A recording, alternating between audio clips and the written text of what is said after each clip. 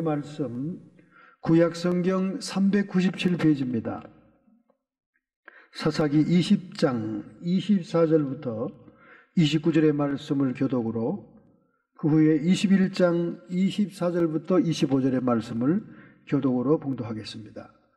구약성경 397페이지 기록된 계시의 말씀을 읽으실 때 살아계신 하나님의 음성 우리의 영혼 속에 울려 퍼지기를 축원합니다.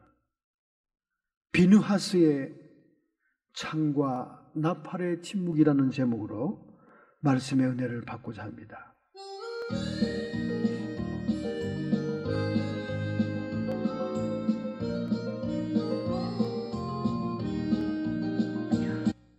젊은 사람들이 좋아하는 뉴욕은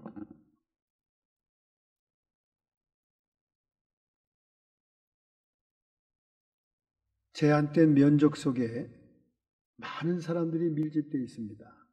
그리고 세계에서도 유명한 마천루 건물들이 촘촘히 박혀 있습니다.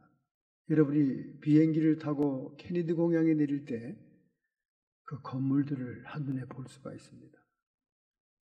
저도 뉴욕에 살려고 갔을 때가 있었어요. 여름인데 얼마나 더운지 모릅니다.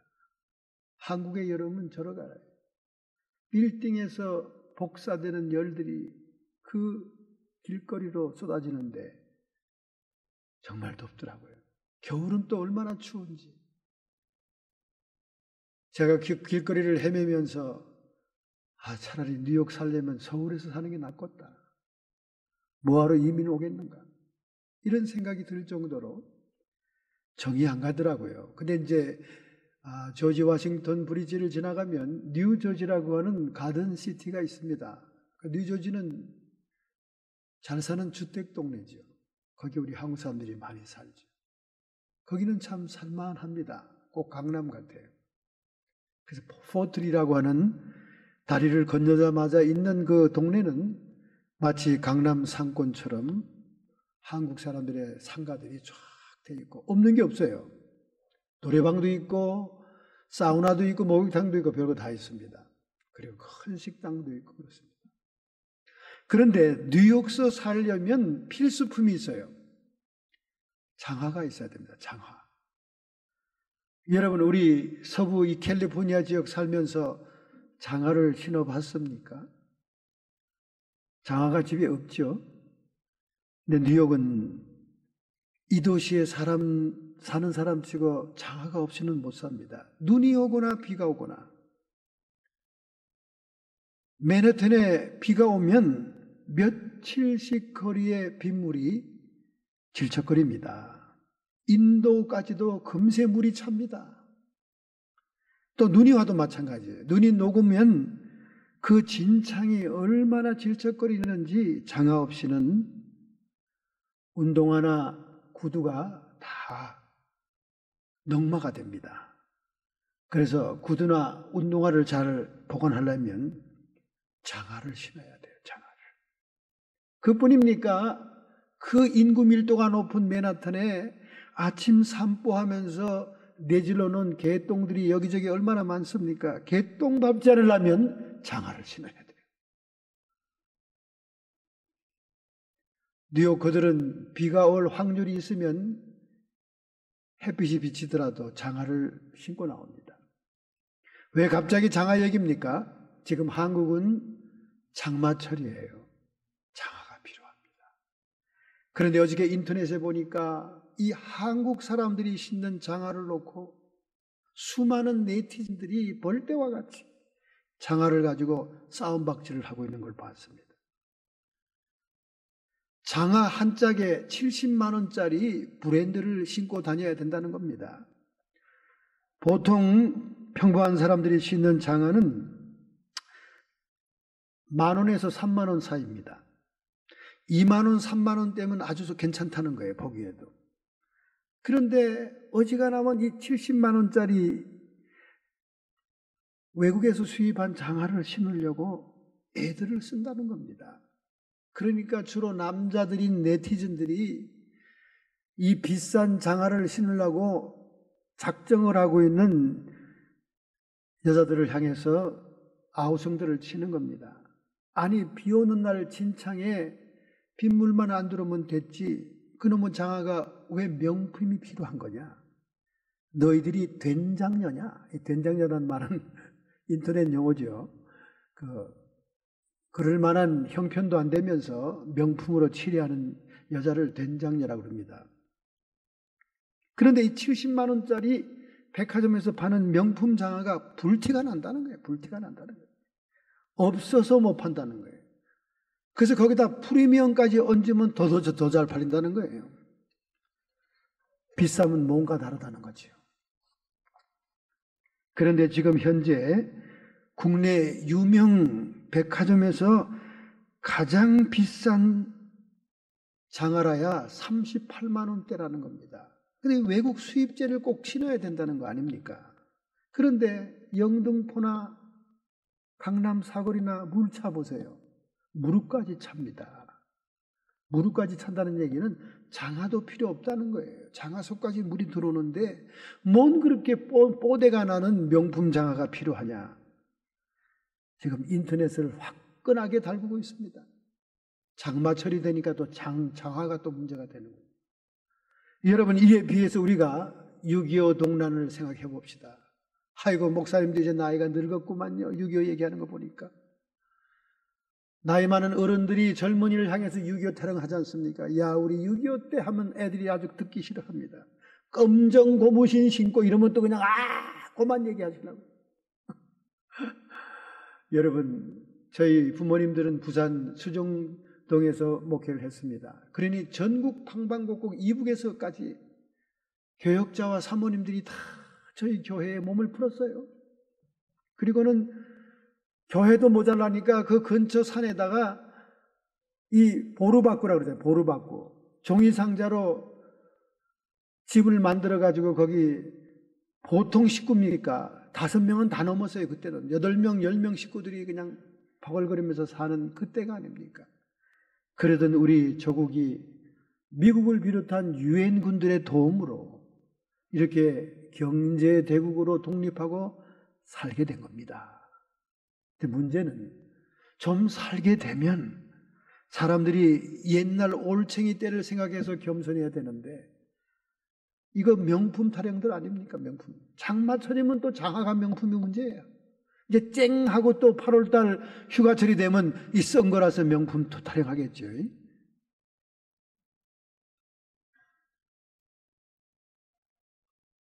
린다 김이 썼던 에스카다 선글라스 타령도 하겠죠. 쨍하면 또 선글라스 타령, 비 오면 또 장화 타령. 참으로 답답한 현실입니다. 그러니 사회적으로 잘 먹고 잘 사니 교회도 역시 사치가 이만저만이 아니에요. 한국에 가끔 집회를 나가볼 때 목사님, 강사님이라고 대접을 하는데 너무나 송구스러울 정도입니다. 아니, 이래도 되나? 이래도 되나 할 정도예요. 아니, 하루에 4-5분 하는 집회입니다. 호텔에 있어봤자 불과 몇 시간이고 잠자는 시간밖에 없어요. 잠자는 시간 저녁 집회 늦게 안수기도 끝나고 오면 12시 넘어갑니다. 1시 좀 들어오면 새벽 4시에도 새벽기도 하러 가야 돼요. 3시간 정도 호텔에 있는데 그 호텔 비치 호텔입니다. 좌우지간 지금 이 교회 많아요. 스위트홈이. 사모님하고 부부가 같이 왔습니까? 목사님 혼자 달랑인데 그것도 침대가 누워 굴러도 그냥 떨어질 줄 모르는 큰 침대입니다. 야, 이래도 되냐? 제가 하도 궁금해서 나중에 프론트에 가서 도대체 그 스위트홈이 하루 숙박료가 얼마요? 물어봤더니 기가 막히더라고요. 대접하는 건 감사하지만은 사치가 하늘에 단 거예요. 한국 교회들도 이 사치 허용해서 정신들을 차려야 됩니다. 점점 교회들은 물량적으로 황금 송아지가 주인이 되어가고 있고 보이지 않는 하나님은 어느 구석에 처박혀 있는지 모든 것이 사치와 허영과 돈으로 환산이 되는 그런 사회가 돼가고 있는 거예요. 그러니 어찌 이 한국 사회가 사사기 시대의 사회랑 다를 바가 있냐고 생각이 됩니다. 오늘 읽었던 19장, 20장, 21장 이 사사기의 마지막 3장은 아마 신구약 성경을 통틀어서 가장 처참한, 가장 상상할 수 없는 인간이 지을 수 있는 마지막 끝장 죄악을 보여주고 있지 않은가, 그렇게 생각이 됩니다. 레위인이라는 사람이, 에브라임 산지에 사는 레위인인 사람이 유다 땅 베들레헴에서 첩을 데리고 와서 첩 데리고 있습니다. 성직을 가지고 있는 레위인이 첩을 가진 것도 문제지만 이 첩이 또 다른 남자와 바람이 나가지고 바람 났다가 친정집으로 도망가 넉 달 동안 있는 동안 그러면 그만 포기할 것이지 또 그 첩을 찾으러 갑니다. 레위 사람이. 가서 또 장인어른하고 또 넋실하게 잔치를 베풀면서 지나갑니다. 장인어른도 얼마나 끈끈한 사람인지 하루하루 그를 붙들어요. 아이고, 소틀 같은 많은 날 뭐 서둘러 갈 거면 있나? 오늘 잔치 끝내고 가세. 또 잔치하면 오늘 밤 자고 가세. 이래서 결국은 닷새째 되는 날 저녁 때 또 잡는 거예요. 아이고, 자고 가세. 사위. 붙잡혔다간 또 기약이 없을 것 같으니까 오후 늦게 출발하는 바람에 여부수 사는 사람들이 사는 예루살렘 지역으로 왔다가 거기서 종이 유숙하자 그러니까 아니야, 이방 사람들 사이에는 가기 싫어. 그래도 우리 지파 사람들 사이에 가야지. 그래서 기브아 땅에 들어가 베냐민 지파 기브아 땅에서 유숙할 때를 찾습니다. 그 당시에는 뭐 유숙하는 이런 모텔이나 여관이 이렇게 일정하게 있는 시대가 아니에요. 그냥 광장에 이렇게 나그네가 서면 지나가던 그 동네 주민이 자기 집으로 모셔가면 그것이 이제 숙박할 수 있는 계기가 되는 거죠. 그런데 시대가 시대만큼 인정도 없는 그런 시대라 아무도 돌본 사람이 없어요. 그런데 밭에 갔다 왔던 노인 하나가 같은 에브라임 산지 출신이라고 자기 집으로 가자고 이제 모셔드리는 거죠. 먹는 거 걱정하지 마세요. 포도주나 식량이나 이 나귀의 음식도 다 우리가 가지고 있습니다. 걱정하지 마세요. 노인이 내 것으로 대접하리다 하고 그날 노인네 집에서 유숙하는데 이 기브아에 있는 불량배들이 밤중에 찾아온 거예요. 마치 창세기 소돔과 고모라의 롯의 집에 찾아갔던 천사를 희롱하기 위해서 불량배들이 찾아와서 난리 쳤던 것처럼 창세기 19장 1절부터 14절에 나오는 기사지요. 그 비슷한 환경이 벌어진 거예요. 손님, 새로운 사람을 내놓으라는 거예요. 우리가 그와 상관하겠다는 겁니다. 레위인을 내놓으라는 거예요. 남색하겠다는 거예요. 동성애하겠다는 겁니다. 그러니까 이 노인이 나가서 사정을 합니다. 이 사람들아, 이는 나의 귀한 나그네니까 그래서는 안 된다. 차라리 남자를 모르는 내 처녀딸이 있고 또 이 사람의 아내가 있으니 그들을 희롱하라 이렇게 얘기합니다. 아마 이 노인네도 생각하기를 동성을 가지고 희롱하는 것보다는 남색은 너무나 하나님의 율법에 어긋나는 거니까 그것만은 막아야 되겠다는 생각이었던 것 같아요. 옛날 롯이나 이 노인네나 이 사회 풍습에 많이 젖어든 그런 모습이지요. 어떤 것도 그들과 타협을 해서는 안 되는 겁니다. 그러나 그렇게 되고 말았습니다. 레위인의 첩이 그들에게 끌려가서 윤관을 당하고 밤새 고통을 당하다. 아침에 죽을 몸으로 문고리를 잡고 해가 뜰 때까지 거기에 있었습니다. 레위인이 여행을 떠나기 위해서 문을 여니까 이미 죽은 시체였어요. 그는 고향에 돌아와 그 시체를 12조각으로 잘라서 지파들에게 보냅니다. 그때 지파들은 흥분하고 분노에 떨집니다. 세상에 이런 일이 있을 수 있느냐. 그래서 미스바에 지파들이 모여 총회를 열죠. 총회를 열고 먼저 우리가 베냐민 지파에게 그 기브아의 불량배들을 내놓으라고 얘기하자. 그렇게 말을 듣지 않으면 우리는 전쟁이다. 그래서 그들이 총회에서 그렇게 결정을 합니다. 그 총회에서 하나님께 기도하고 하나님께 묻고 하나님의 인도를 따라서에도 불구하고 그들은 자신들의 감정을 이기지 못하고 전쟁을 추진하죠. 그때 베냐민이 반응이 어떻습니까? 지파에 자존심이 있는데 우리가 호락호락 저희들 말을 들어? 그래서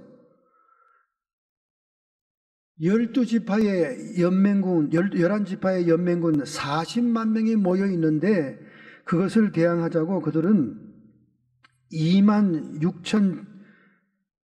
26,700명을 모아가지고 전쟁을 붙겠다는 겁니다.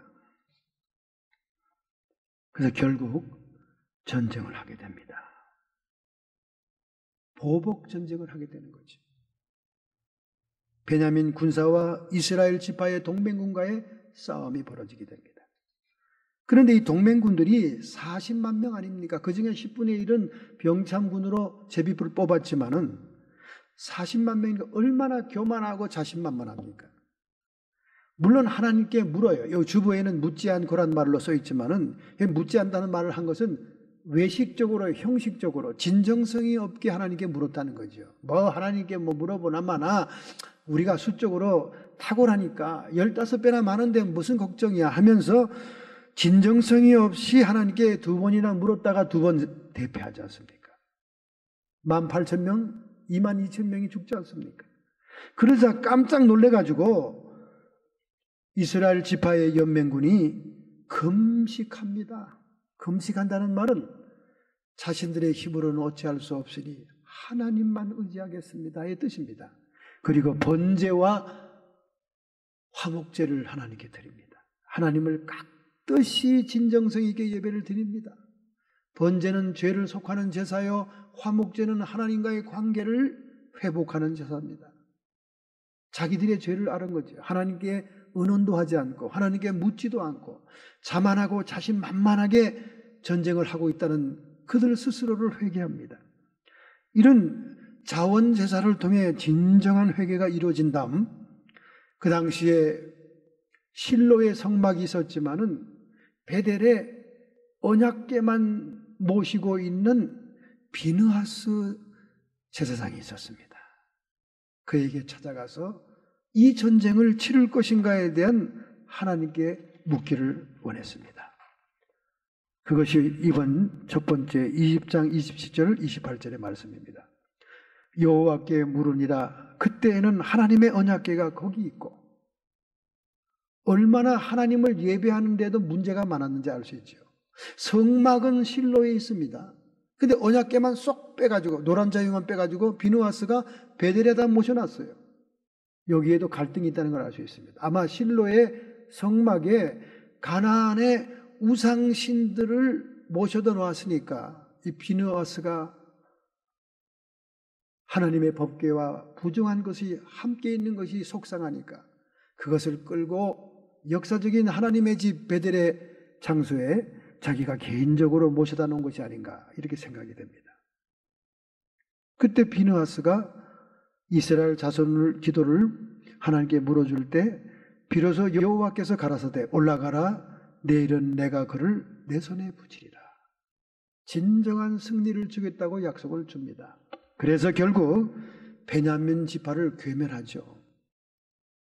하나님이 주시는 지혜, 마치 아이성을 점령할 때 주셨던 하나님의 지략을 통해 매복 작전으로 기브아 성을 전멸합니다. 베냐민을 전멸시킵니다. 자, 여러분, 비느하스가 살아있는 제사장으로 등장하는 걸 보았을 때 이 사사기의 19장부터 21장까지 나오는 레위인의 첩에 관련된 이스라엘 지판 내분의 사건, 전쟁 사건은 사사기 말기의 사건이 아닙니다. 이것은 사사기 초기의 사건이었습니다. 사사 온니엘 시대 BC 1390년경의 사건입니다. 그런데 이 사건을 사사기 마지막 끝에 갖다 놓은 이유가 뭐냐? 그것은 우리가 지난번 미가 우상 숭배와 연결해서 사사기 시대의 이스라엘 백성의 사회적인 부패상을 강조하기 위해 나란히 편집을 한 겁니다. 여러분, 지난번 미가의 우상 숭배와 공통점이 뭡니까? 에브라임 산지에 살던 레위인과 관계에 있다. 여러분, 에브라임 산지가 뭡니까? 에브라임 지파는 굉장히 부유하고 번영한 지파였습니다. 에브라임은 요셉의 둘째 아들 아닙니까? 장자의 축복을 받았던 아들 아닙니까? 야곱이 마지막 예언 기도하며 축복할 때 X자로 므낫세를 차자로 에브라임을 장자로 축복했던 사람 아닙니까? 부유하고 번영이 있는 그 에브라임 산지에 살았던 레위인 관계에 있는 두 가지의 사건이 사사기의 부패한 사회를 적나라하게 보여준다는 거예요. 결국 이 사사기의 결론이 암시하는 게 뭡니까? 이렇게 사회가 부패하고 도덕으로 몰락하고 여호와의 신앙에서 떠나버린 것은 성직자들, 여호와의 신앙에 열심을 다하고 백성들을 꾸짖고 책망하고 하나님의 신앙으로 이끌도록 각성시켜야 될 사명이 있는 자들이 타락하니까 사회가 어떻게 될 수가 없었다는 것을 강조하는 것입니다. 50% 이상은 이 레위 지파의 문제다 그 말입니다. 레위 지파가 안 들어간 지파 속에 안 들어간 지파가 없습니다. 그들은 신앙을 인도하고 말씀을 강론하고 율법을 가리킬 의무가 있었던 거예요. 레위인들이 타락했음을 얘기하는 겁니다.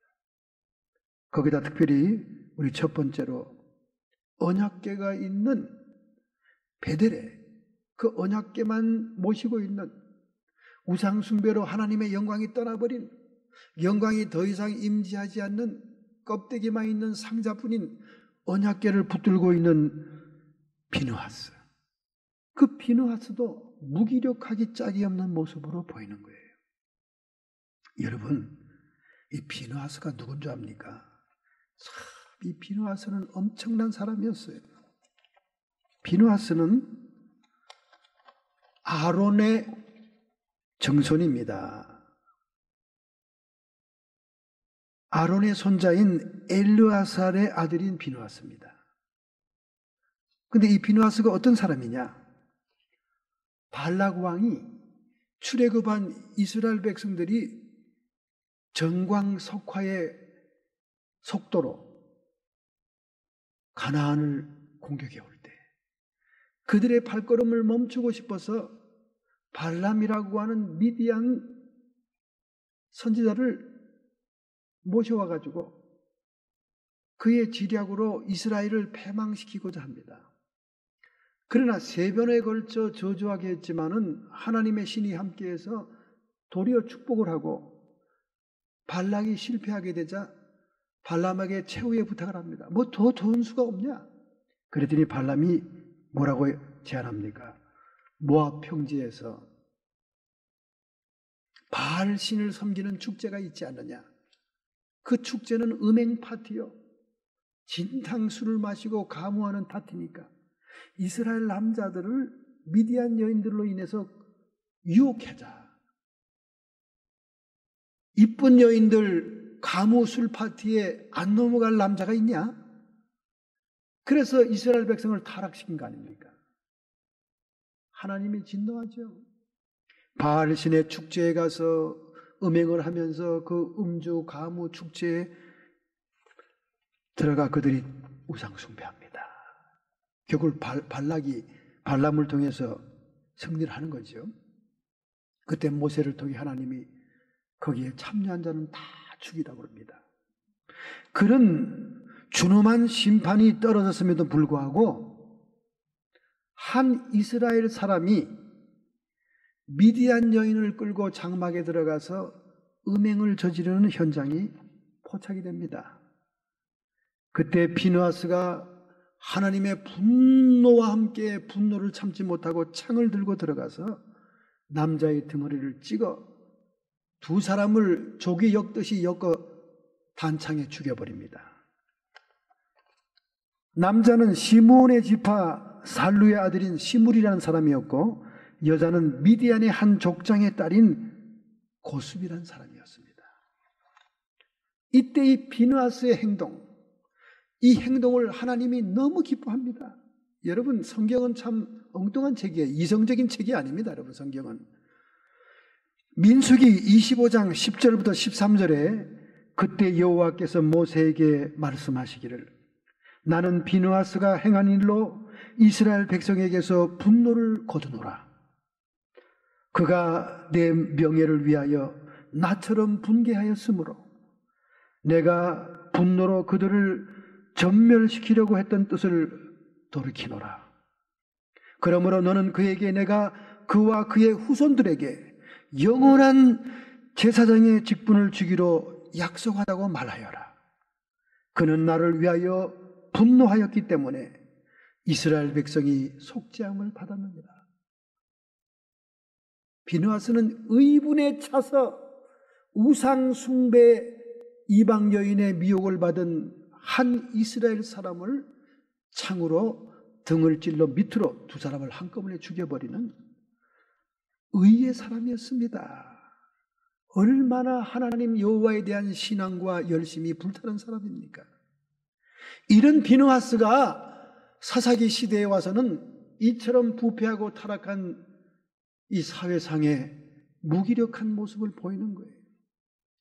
비느하스에게는 하나님의 공의를 드러내는 창이 그의 손에 있었고, 그리고 백성들을 하나님을 예배하기 위해서 모으는 양각 나팔이 한 손에 들려 있었습니다. 그리고 대적을 무찌르기 위해서 지파를 회집하는 그 나팔을 불기도 한 그런 힘 있는 능력 있는 제사장이었습니다. 그러나 지금은 어떻습니까?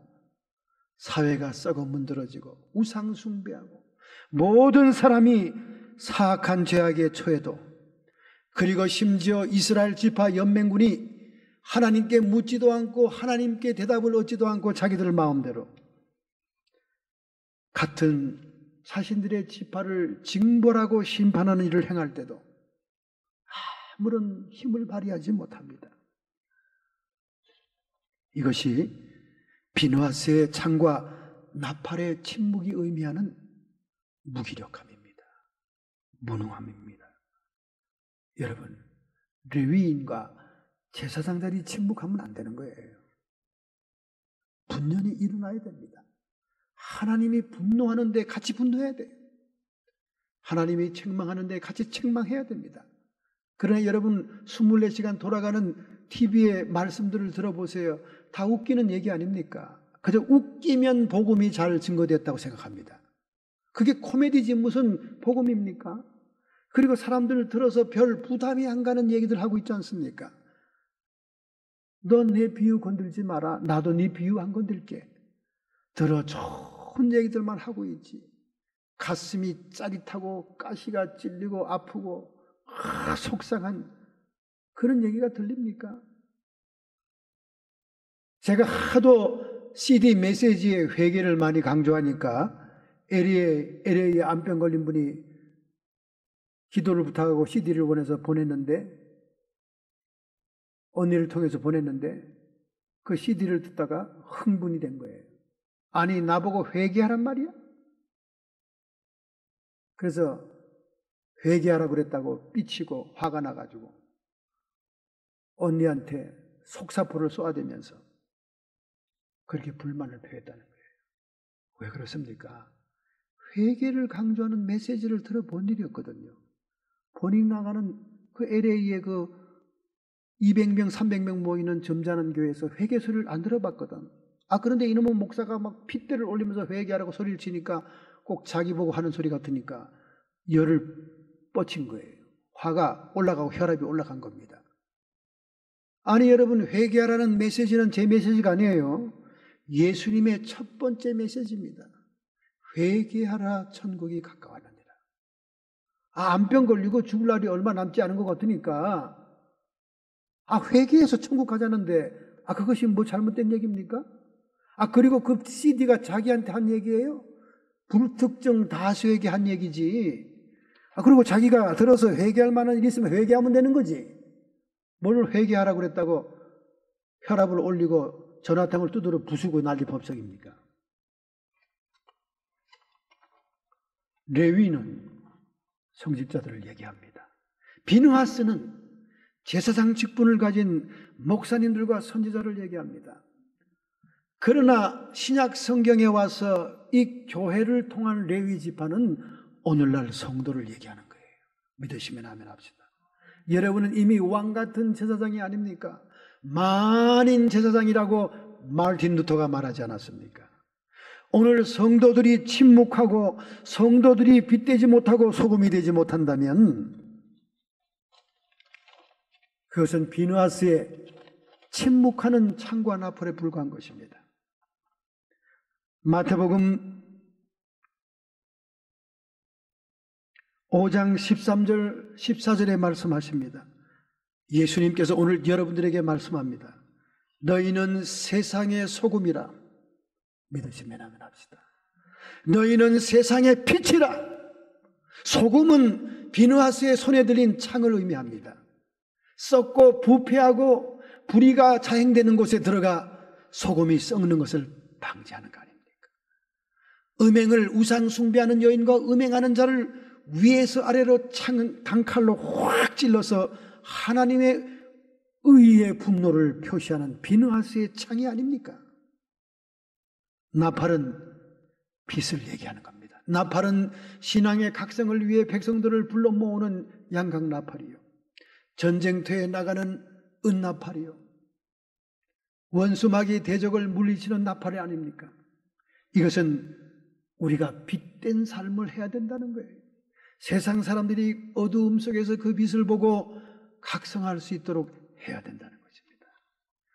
비느하스의 손에 들린 창과 나팔만이 침묵을 하는 겁니까?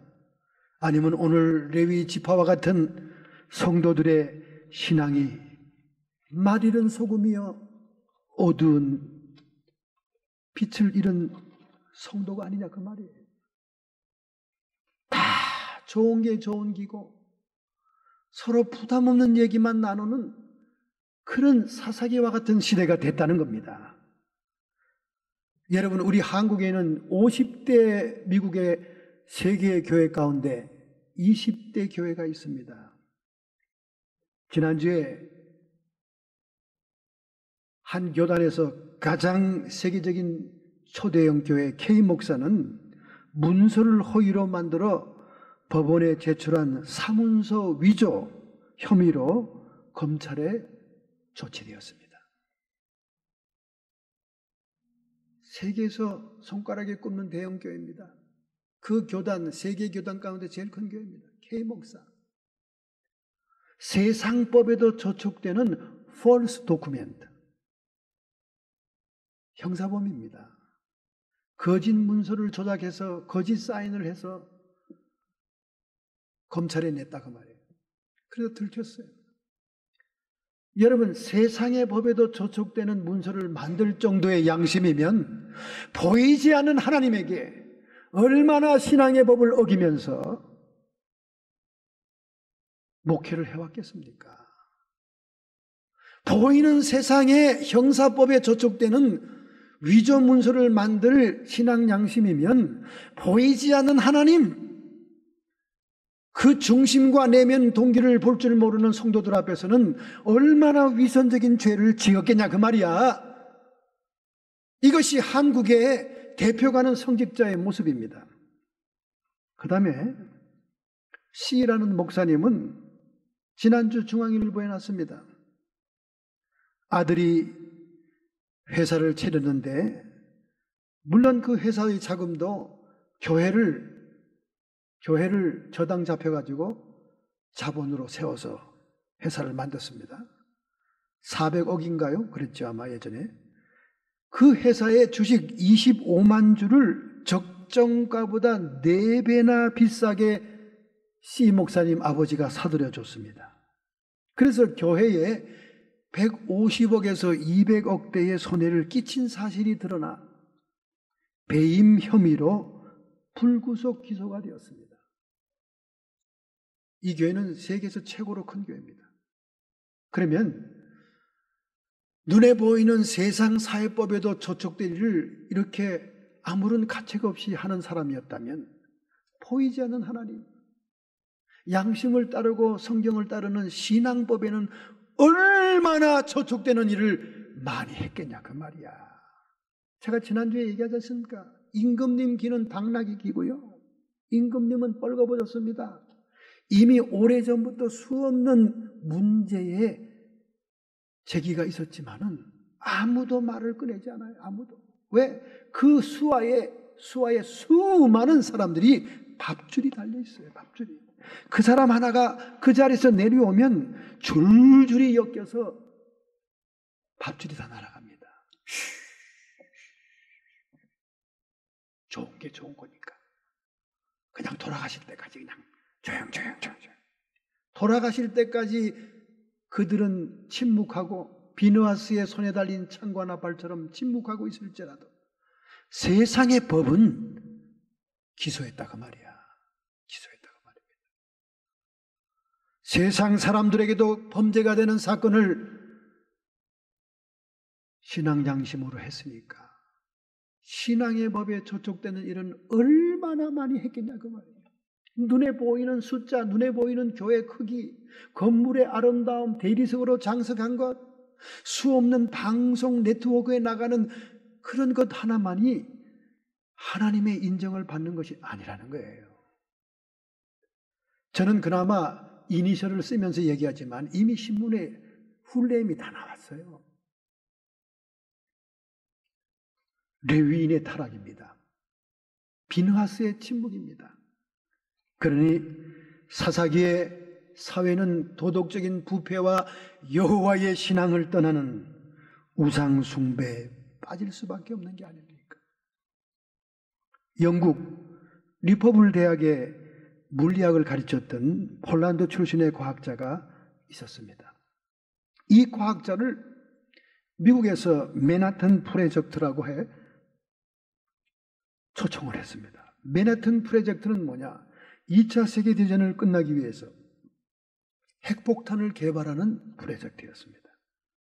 처음에는 이 교수님께서 핵폭탄의 어마어마한 살상력을 알기 때문에 그 프로젝트에 참여하려고 생각지 않았습니다. 그러나 계속 미 정부국에서 설득을 합니다. 그 무기를 통해 전쟁의 원흉인 독일과 전범 국가를 처단하기 위한 것이니 더 많은 인류의 희생을 막자. 그것을 믿고 그는 수락합니다. 그러나 그 원자 폭탄이 나중에는 연합군의 하나인 소련까지도 견제하고 일본에 투하하기 위한 것을 깨닫고는 손을 뗍니다. 그래서 1944년도에 영국 리퍼블 대학으로 다시 돌아왔습니다. 그는 평화적인 핵 치료와 핵 에너지는 개발했지만은 핵폭탄에는 빠져나왔습니다. 2차 세계대전 후에 영국 시민이 된 그는 반핵 운동에 앞장을 섰고 핵 에너지는 평화적인 사용만 해야 되고 치료에만 사용해야 된다고 운동을 벌이기 시작합니다. 그래서 1955년도에 프린스턴 대학에 있는 아인슈타인 박사와 함께 동료 과학자들과 핵무기는 인류의 적이라는 성명서를 발표하죠. 드디어 히로시마와 나가사키의 원폭이 투하되는 20만 명 이상의 시민이 죽습니다. 그 후에 50년 맞는 1995년도 노벨 평화상을 그는 받게 됩니다. 조세프 로트블라트라는 교수님이에요. 여러분, 한 대학의 교수님도 자기가 능히 감당할 수 있는 핵무기에 대한 제조, 그것이 쓰이는 용도가 인명을 상살하는 것에 쓰일 것이라는 것을 알고 자기의 발을 빼지 않습니까? 바로 이분이 정의란 말을 그렇게 얘기합니다. 정의라는 것은 딴 것이 아니다. 정의는 윤리나 도덕적인 올바른 행동에 앞서서 자신의 위치와 신분과 소속이 무엇인지를 깨달아서 자신의 신분에 맞게, 자신의 소속에 맞게 행동하는 것이 정의인 것이다. 그렇게 노벨 평화상을 타면서 연설을 한 것입니다. 여러분, 맞는 얘기죠. 이스라엘 백성들은 택한 백성입니다. 하나님이 제사장 나라로 세운 하나님의 백성입니다. 장차올 하나님의 나라의 모형으로 세우신 국가입니다. 거룩하신 하나님을 왕으로 모시는 그들은 성결의 의무를 다해야 되는 백성인 거예요. 자기들의 신분에 맞게, 자기들의 소속에 맞게 성결의 의무를 다하고 우상 숭배와 가나안 땅의 풍습을 쫓지 말아야 됩니다. 사회로 매몰된 소돔과 고모라와 같은 그런 멸망받은 죄악을 행하지 말아야 됩니다. 그러나 그들은 하나님의 염려에도 불구하고 가나안 땅에 들어와 우상 숭배했을 뿐만 아니라 가나안의 풍습과 문화를 따라 마치 멸망당했던 소돔 고모라와 남색이 횡행하고 음란하고 가무하고 독주를 마시며 온갖 나쁜 범죄를 다 저지르는 불의가 난무하는 국가가 된 거예요. 이때라도 이 의분을 참지 못했던 비누아스가 그 열심과 그 용기와 그 믿음으로 창을 들고 나팔을 불었다면 조금은 경각심이 들었을 것 아닙니까? 그러나 오늘 이 본문에 나오는 비누아스의 모습은 그들이 원하는 대로 따라주는 그런 무기력한 모습인 것입니다. 오늘날 많은 성직자들이, 많은 성도들이 첫사랑과 첫믿음과 첫열심이 다 사라지고 세상과 타협하며 세상 문화에 젖고 세상 풍습을 따르며 이 세대를 본받지 말라고 했는데도 세상처럼 살아가고 있지 않냐 그 말이에요. 정말 우리가 마음을 다하고 뜻을 다하고 목숨을 다해 하나님을 사랑하는 것이 맞습니까? 도리어 세상을 사랑하고 도리어 세상 것을 세상 사람보다 더 욕심내고 추구하는 그런 타락한 레위인들이 아니냐 그 말이에요. 맛을 잃은 소금이 아니냐 그 말입니다. 빛을 잃어버린 성도가 아니냐 그 말입니다. 우리에게 주어진 이 기본 사명, 이 소속 신분에 맞는 행위를 할 때 하나님의 정의가, 하나님 나라의 의가 우리를 통해 나타날 줄로 믿습니다. 두 번째입니다, 여러분. 21절, 25절 사사기의 결론이지 않습니까? 사사기의 결론. 이런 타락한 부패한 사회상을 보이면서 사사기의 결론입니다. 21장 25절. 그때에 이스라엘의 왕이 없으므로 사람이 각각 그 소견대 옳은 대로 행하여야 합니다. 여러분, 이런 시대에 하나님을 사랑하고 하나님을 신앙하는 올바른 왕이 있었다면 그 왕이 무력으로라도 강권으로라도 백성들을 치리하면서 옳은 길로 이끌지 않겠냐 그 말이죠. 그러나 왕이었기 때문에 사람들이 각각 자기의 소견 옳은 대로 행했다는 거예요. 지금 바로 이 시대, 인터넷 시대, 모든 사람이 자기 의견을 세계를 향해서 발표할 수 있는 이런 시대가 자기 소견대로 옳은 대로 행하는 시대입니다. 여러분. 진리, 절대적인 진리를 인정하지 않는 시대입니다. 상대적인 시대예요. 다원주의 사회입니다. 그래서 이제는 율법이 힘을 잃고 진리가 힘을 잃습니다. 교회 안에서마저도 성경이 말씀하고 있는 마땅한 진리임에도 불구하고 논쟁하고 토론하고 자기 의견을 개진해서 그것을 무마시켜 버립니다. 가장 대표적인 것이 동성애 아닙니까? 동성애 결혼 아니에요. 다수의 사람들이 찬성한다고 그쪽으로 지금 쏠리고 있잖아요. 교회마저도 다 쏠리고 있지 않습니까? 아마 거의 교회 70%가 지금 넘어갔죠. 동성애자들에게 목사 안수 주고. 이 샌프란시스코가 원조 아닙니까? 절대적인 진리를 인정하지 않는 자기의 소견에 옳은 대로 행하는 시대입니다.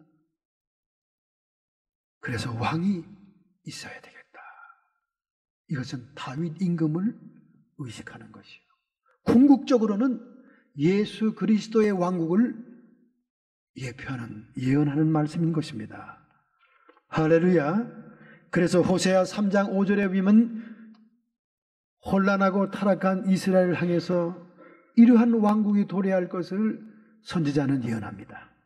그 하나님 여호와와 그 왕 다윗을 구하고 말이 되는 다윗의 왕국이 있다가 마지막 때에는 경외함으로 여호와께로와 그 은총으로 나아가게 되리라. 여호와께로부터 오는 예수 그리스도의 왕국과 그 하나님이 우리에게 은혜, 은총을 거저주시는 은혜를 베푸시는 그 예수 그리스도 메시아 왕에게 나가게 되리라. 할렐루야. 그렇게 해야 지멋대로 지 소견대로 절대적인 진리를 인정하지 않고 상대적인 의견을 가지고 왈가왈가하는 혼란한 그런 세상이 정돈이 된다 하는 얘기를 오늘 본문이 하고 있는 것입니다. 이사야 53장 6절에 선지자 이사야는 750년 전에 예수 그리스도 그를 통하여 인류의 죄를 담당하게 하고 후에는 그 나라의 왕으로서 오시는 주님을 예언하고 있는 것입니다. 우리는 다 양 같아서 그릇 행하여 각기 제 길로 갔거늘 여호와께서는 우리 무리의 죄악을 그에게 담당시키셨느니라. 할렐루야. 결국은 예수 그리스도의 왕국이 와야 된다는 거예요.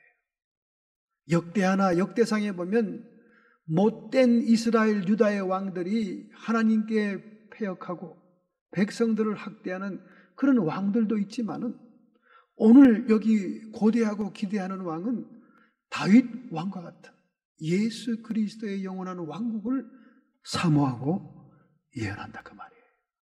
여러분 정말 이러한 왕국을 사모하고 기다립니까? 아이고 개똥밭에 굴러도 이생이 좋사오니 여기서 잘 먹고 잘 살고 건강하고 장수 누리면서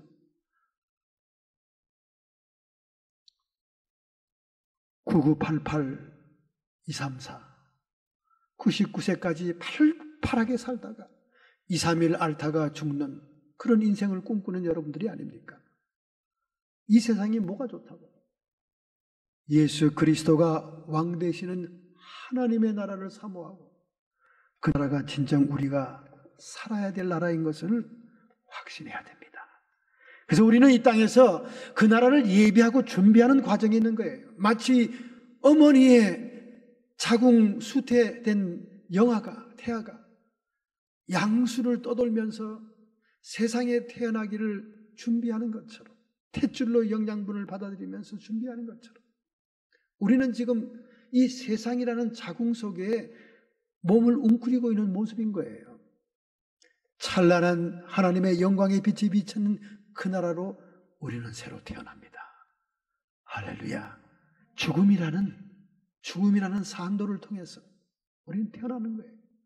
우리가 확실하게 분명하게 느껴지지 못한다고 해서 손에 잡히지 않는다고 해서 그 나라를 불분명하게 생각해서는 안 됩니다. 그것만이 우리의 소망이요, 그것만이 우리의 기쁨이요, 그것만이 우리의 기대가 돼야 되는 거예요.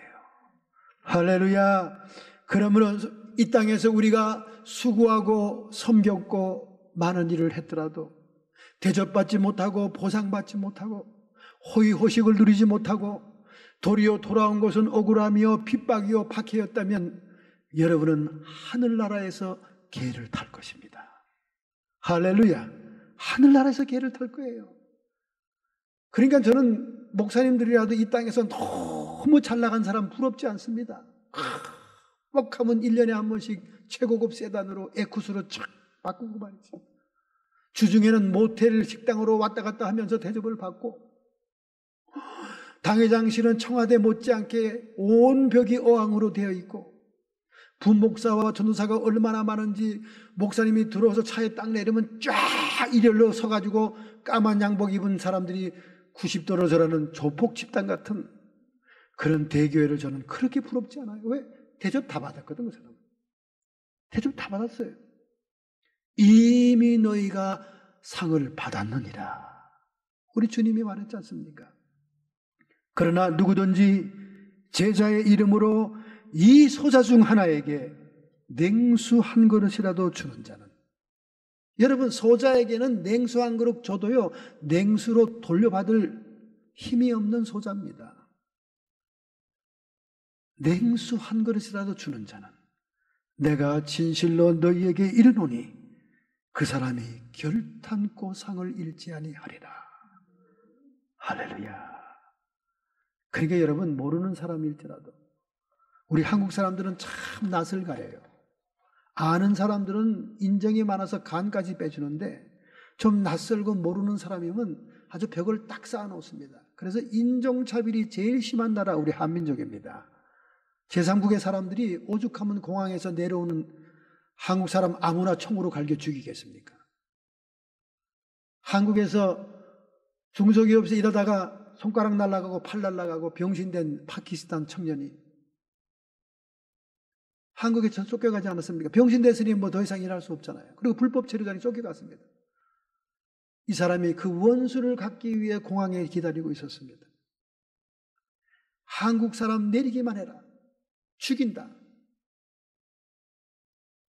한국의 한 회사원이 출장을 갔잖아요. 그랬더니 한 다리를 쩔뚝거리는 파키스탄 사람이 자기에게 확 달려들면서 칼을 뽑더라는 거예요. 이거 왜 그래? 했더니 널 죽여야 된다. 그래서 칼을 막 난투극을 부려. 마침 이 출장 간 분이 태권도를 한 분이라서 칼을 뺏었어요. 그리고 캄다운 시키면서 왜 그러냐고. 내가 한국서 당한 그 고통과 핍박과 이 몸을 보라. 이 병신된 거. 나는 원수를 갚아야 된다고. 그렇게 일을 가는 그를 잘 설득하고 눈물로 호소하고 밥을 사주고 돈을 주면서 그를 위로하고 그렇게 했다는 얘기를 제가 듣고, 또 제가 잘 아는 사람의 아들은 인도네시아에 출장 갔다가 역시 인도네시아 한국서 중소기업에서 고생하고 학대당한 그 사람이 총을 갈겨서 무차별 총격으로 죽었잖아요. 우리 한국 사람들은 참 낯가리기를 잘합니다. 여러분, 모르는 사람도 친절을 베푸세요. 한 여인이 언니가 암으로 병원에서 수술하는데 너무나 기가 막혔습니다. 어머니같이 동생들을 키워준 언니였어요. 그 언니가 이 수술이 잘못되면 죽을 수 있다는 생각이 드니까 눈이 앞이 캄캄했습니다. 그래서 좀 늦게 이미 수술로 들어간 언니를 기다리기 위해서 입원실 앞에 서 있는데 주체할 수 없는 눈물이 흐느껴 흐르는 거예요. 지나간 어린 시절, 어머니를 일찍 여의고 언니가 자기들을 도시락 싸주고 뒷바라지 하던 그 일들이 생각되면서 통곡을 하고 울고 있으니까 한 사람이 어깨를 두둥이더라는 거예요. 이렇게 보니까 가운을 입은 간호원이더래요. 너무 걱정하지 말고 슬퍼하지 마세요. 그리고 시원한 냉수 한 컵을 먹으라고 주더랍니다. 그러면서 위로를 하더래요. 요즘 의학이 발달돼서 수술도 경과가 좋을 것이고 또 방사성 치료도 하면 오래 사는 사람이 많아요. 그렇게 위로를 해주는데 물 한 컵을 탁 마시고 나니까 얼마나 캄다운이 되고 마음이 안정되든지, 정말 그 의무적으로만 대하고 직업의식만 가졌다고 생각했던 그 간호사님의 따뜻한 위로와 사랑이 가슴에 후련하게 남아있으면서 그 후에 언니가 10년 동안 살면서도 너무나 마음이 든든하더라는 거예요. 그의 남편과 그분이 함께 출장을 갔다고 여행을 갔다 온 후에 언니가 결국은 돌아가셨지만 그 돌아가신 후에도 그 간호원의 위로와 사랑이 얼마나 오래 가는지, 그렇게 통곡하는 슬픔은 없더라는 거예요. 그래서 이분이 자기도 비록 얼굴은 모르고 모르는 생면부지의 사람일지라도 물 한 컵이라도 대접하면서 위로를 해야 되겠다 해서 그 후로는요, 신방을 가거나 동네의 사람을 만나거나 병원의 위문을 가거나 정말로 진정성이 있게 위로하고 물 한 컵을 건네는 그런 섬김을 했다는 것입니다. 할렐루야. 여러분, 우리가 너무 거창하게 너무 큰 일을 가지고 뭘 섬겨야 된다는 부담을 가지면 안 됩니다. 정말 예수 그리스도의 사랑이 흘러나오는 자그마한 행동이라도 하나님은 그 냉수 한 그릇을 통해서 상대방을 위로하고 생명을 전달하고 평강을 주는 줄로 믿습니다. 할렐루야. 만약에 비느하스가 여호와의 신앙을 가지고 그리고 그 레위인들이 부패하고 타락한 사회상을 놓고 금식하며 통곡하며 기도를 집중했다면 그 사회가 그토록 타락할 수가 있겠습니까? 우리는 성도가 가지고 있는 직무를 잘 감당해야 될 줄로 믿습니다. 여러분은 왕 같은 제사장입니다. 왕은 백성들을 상대하는 사람들이에요. 백성들의 먹고 사는 문제를 해결해 주는 사람입니다. 우리는 기도를 통해 영혼을 구원할 뿐만 아니라 구제를 통해 백성들의 필요를 도울 수 있는 그런 섬김의 삶을 통하여 빛과 소금의 역할을 해야 될 줄로 믿습니다. 비록 절망스럽게 보이고 내 기대에 차지 않고 응답에 느리다 할지라도 여러분의 기도의 줄을 놓치지 말아야 돼요. 기도는 썩은 동아줄이 아닙니다. 기도는 저 하늘에 이상한 사람들이 살고 있는 그런 나라에 올라가는 콩나무의 줄기가 아니에요. 기도는 천사들이 금대접에 받아서 하나님의 보좌에 올려가는 기도이기 때문에 여러분의 기도는 하나라도 땅에 떨어지지 않습니다. 고넬료는 이방 사람이었지만 그리고 식민지를 통치하기 원 군대의 백부장이었지만 그가 식민지의 여호와를 신앙하면서 정한 시간에 기도할 때 하나님의 천사가 찾아오지 않습니까? 저는 그 말씀을 자꾸 반복해서 되뇌깁니다. 그러면 기도가요, 절망이 안 돼요. 기도를 쉴 수가 없습니다. 천사가 나타났습니다. 깜짝 놀라지 않았겠습니까? 영적인 것에 뭐 별 큰 깊이가 없는 외국 사람 아닙니까? 로마 사람인데. 너의 기도와 구제가 하나님께 상달된 바되요 기억하신 바되요 오늘 내가 너에게 왔노라. 할렐루야. 제가 이런 그 고넬료의 환상을 항상 상상하면서 기도하다 보니까 저도 천사가 한번 찾아온 경험이 있었다고 제가 얘기했죠. 천사가 찾아와가지고 저에게 말씀도 준 일이 있습니다. 제가 마지막으로 여러분에게 소개할 이 간증은 리더스 다이제스트에 실렸던 기사예요. 미국의 저명한 정신과 의사인 S.W. 미첼이 자기도 의아하다고, 자기도 참 캐션이라고 생각하면서 리더스 다이제스트에 글을 실었습니다. 이 글은 미첼이라고 하는 정신과 의사 자신의 얘기가 아닙니다. 자기의 친구인 내과 전문의 의사의 얘기예요. 이 내과 의사는 그날따라 몹시 많은 환자를 진료하고 몸이 피곤해서 일찍 잠자리에 들었습니다. 근데 갑자기 아래층에는 병원이거든요. 꼭대기층은 자택입니다. 아래층 문간에서 시끄러운 소리가 나는 거예요. 뭐 싸우고 다투는 소리가 납니다. 그래서 창문을 열어 아래를 봤습니다. 남루한 옷차림의 한 소녀아이가 간호원과 실갱이를 벌이고 있는 거예요. 간호사는 이미 진료 시간이 끝났고 이제는 의사 선생님이 쉴 시간이기 때문에 진료를 할 수 없다고 제지하고 있는 겁니다. 그런데 이 소녀는 막무가내입니다. 우리 엄마가 위독해요. 의사가 필요해요. 그리고 울고 난립니다. 내일 오세요. 내일 오세요. 지금 밖에는 눈보라가 치고 있는데 어떻게 선생님이 갈 수 있습니까? 진료는 끝났습니다. 제가 내일 아침 일찍이 첫 번째 환자로 선생님께 말씀드릴게요. 그냥 가보세요. 이 장면을 2층에서 목격한 의사는 어린 소녀의 간절한 안타까운 사정이 있는 것으로 보아 그는 얼른 황진 가방을 꾸려가지고 아래층으로 내려왔습니다. 그날따라 얼마나 눈이 많이 내리는지 그 아이를 따라가는 의사의 팔의 허벅지까지 눈이 쌓였습니다. 소녀의 안내로 의사는 무척이나 남루하고 허름한 가난한 집에 당도했습니다. 그 문을 열고 들어가니 한 병인이 침대에 누워 있었는데 한 부인이 침대에 누워 중병에 걸리는 것 같았어요. 그래서 얼른 급한 대로 몸을 진찰하고 온도를 재보니까 고열이었습니다. 정신을 차리지 못하고 앓고 있었어요. 그래서 얼른 해열제 처방을 하고 주사를 놓고 응급처치를 했습니다. 그리고는 옆에서 환자를 지켜보면서 차도가 있기를 기다렸습니다. 얼마 후에 부인이 정신을 차립니다. 방글에 웃으면서 의사에게 고맙다는 눈짓을 보냈습니다. 아, 이제 정신 좀 드세요. 아이고, 참으로 효성스러운 따님을 두셨네요.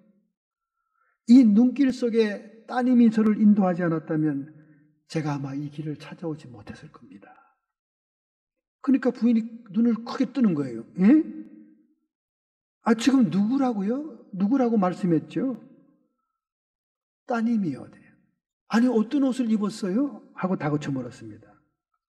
이상한 느낌이 든 의사는 자기를 안냈던 소녀가 옆에 있는가 아무리 두리번거려도 소녀가 보이지 않았습니다. 그래서 그 의사는 입었던 옷차림을 바로 세우면서 조금 두려워졌습니다. 그랬더니 어머니가 금방 알아채, 예, 맞아요, 의사 선생님. 제 딸년 맞습니다. 한 달 전에 죽었어요. 의사가 깜짝 놀랐습니다. 아니, 한 달 전에 죽었다니요? 그게 무슨 말입니까? 사실은 우리 딸이 불구자로 태어났습니다. 그래서 항상 침상에 누워있는 딸이었어요. 사람 구실을 못했지요.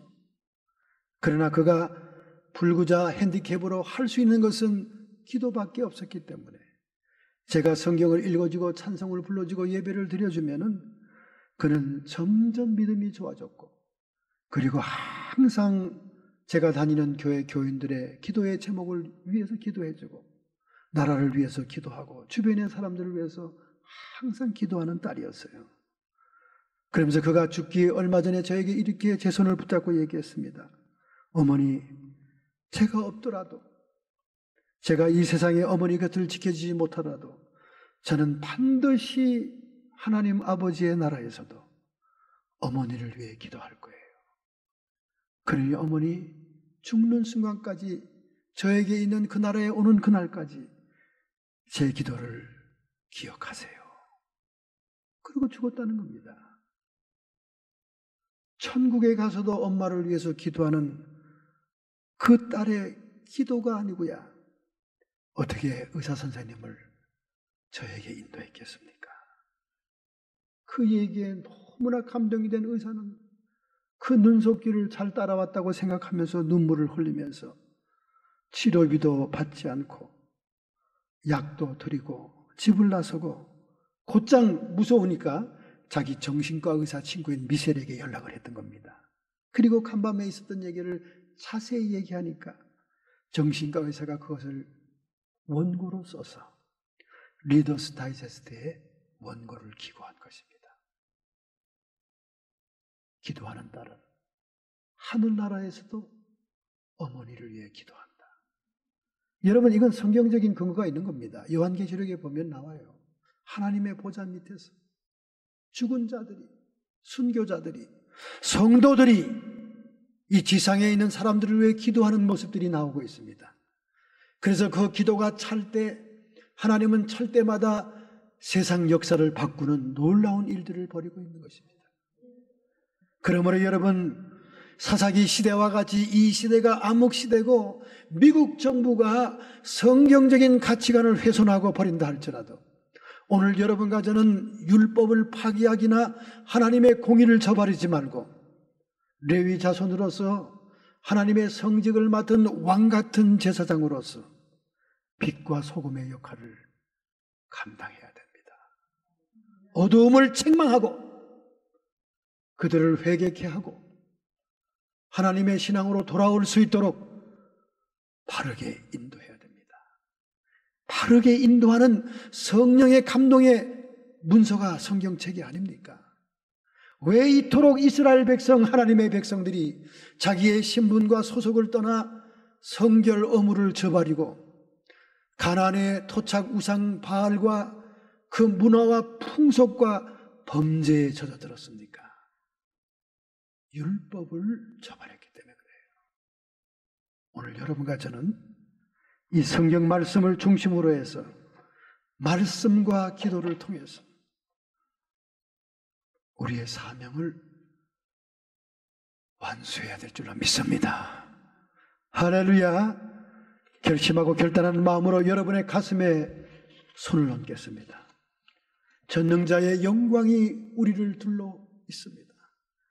우리는 먼저 하나님의 나라와 의를 구해야 됩니다. 너희는 이 세대를 본받지 말라고 말씀했습니다. 마음을 새롭게 하여 하나님의 뜻이 무엇인가를 분별하라고 말했습니다. 오늘 우리가 드린 예배는 산제사의 영적인 예배였기 때문에 하나님이 우리와 함께 하시고 영광이 이곳에 있으므로 우리가 마음을 새롭게 하기만 한다면, 회개하고 변화시키기만 한다면 나를 향한, 내 가족을 향한, 이 나라와 국가를 향한 하나님의 뜻을 우리에게 보여주실 것입니다. 좌절하지 말고 절망하지 말고 기도의 줄을 놓치지 말아야 됩니다. 보좌 밑에 하나님의 성도들이 줄기차게 기도하는 그 기도, 우리의 기도와 연결될 줄로 믿습니다. 하나님 아버지, 우리는 심약합니다. 무기력합니다. 세상에 범죄와 흙탕물이 파도와처럼 밀려온다면 우리가 어찌 감당할 수가 있겠습니까? 율법을 파기한 고로 우상 숭배가 성하고 가나안 문화와 범죄에 처했던 저들을 본받지 말고 하나님의 백성, 하나님의 성도의 신분과 소속에 따라 행하는 저희들이 되게 해 주옵소서. 빛된 자들이 되게 해 주옵소서. 소금 되게 해 주옵소서. 결심하는 성도들을 축복해 주시옵소서. 성도의 육체와 정신의 역사하는 모든 질병들은 묶음을 풀고 쫓김을 받으라. 세상 욕심을 차단하고 겉사람을 깨트리며 내 자아를 벗어나는 사랑의 능력을 통해, 섬김을 통해 하나님의 뜻을 이루게 하여 주옵소서. 성령 안에서 생명과 평안이 넘치게 하여 주옵소서. 악한 마귀 사탄 귀신의 세력들아, 예수님께서 십자가에서 너를 이겼으니 이 시간 일곱 길로 쫓김을 받을지어다. 떠나가고 물러갈지어다. 예수님께서 승리하셨음을 선포하노라. 감사와 영광을 주님께 돌려옵고 예수님의 이름으로 축복하며 기도하옵나이다.